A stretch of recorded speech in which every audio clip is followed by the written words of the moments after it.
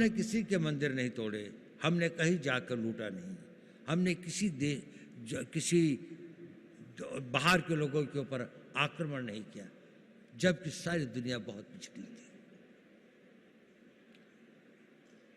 परंतु क्योंकि हम अपनी सुरक्षा और हम अपने आप को समझ नहीं पाए कि हम को क्या खतरे हैं, हम उनके प्रति उदासीन रहे, तो हमें इतिहास ने एक सबक सिखाया।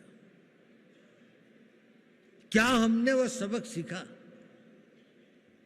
क्या उस सबक को हम याद रखेंगे?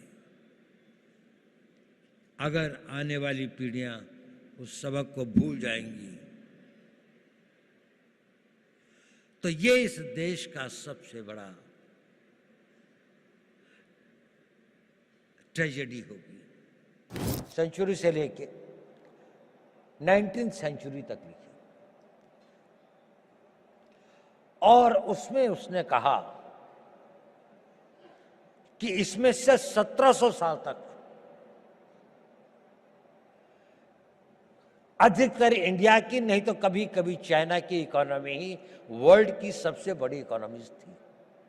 और बड़ी ही नहीं थी कि टुगेदर इन दोनों के बीच में लगभग 55 to 60% इकोनॉमिक पावर थी, बाकी सारी दुनिया में 40%।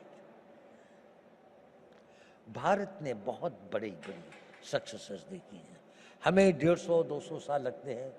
ऐसे कई बड़े कालखंड आए हैं जिसमें वो अपनी पराकाष्ठा पर था, साइंस की, टेक्नोलॉजी की, आर्थिक विकास की, लेकिन हम वहां से गिर भी सकते हैं।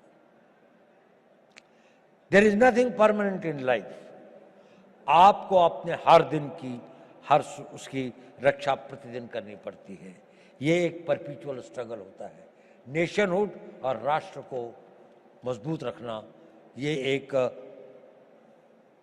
निरंतर संघर्ष है, जैसे कि आपका भी संघर्ष निरंतर है। ये कभी समाप्त नहीं होता।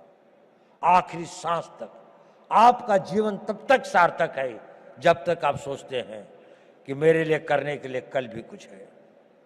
अगर आपके पास कल कुछ नहीं है तो आपका जीना बेकार है। आप सोचते हैं और जो कल मैंने करना है वो डिसिप्लिन आपके अंदर वो इच्छा शक्ति पैदा कर देगी।